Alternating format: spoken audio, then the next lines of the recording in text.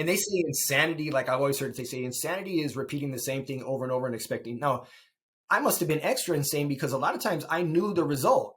Yeah. Like I knew, I just didn't care. There was no Yeah. concern, and maybe it links back to that. Any attention is good attention, but Yeah, for sure. I think that's the same for a lot of I know for sure for a lot of addicts. Like we know what, like deep down we're never thinking this is gonna end up any different. We know how we're gonna end up.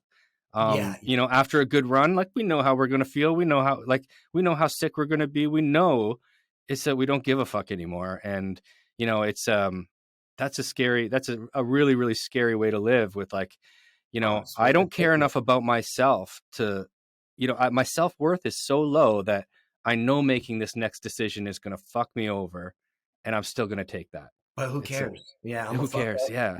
People have always told me that. I know I'm that. You know, Yeah. all the evidence in my life shows me that.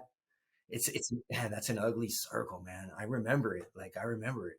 You know, Yeah, for I'm not sure. too far removed from it. It's yeah, granted, it's been some years, but I can Yeah. still look at people today and say, "Wow," Yeah, for sure.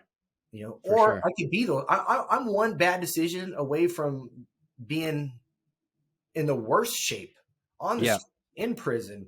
I mean, and I think that's a really important point to make, that, like, even when we are in recovery and, out of the lives that we were living for so long, and now, thriving in recovery and in a life that's, like, better than our wildest dreams, that we're truly just we're an arm's length away from the next drink or drug. We're an arm's length away from the next person to harm, from, anything that could land us back to where we came from, where we don't want to go back to.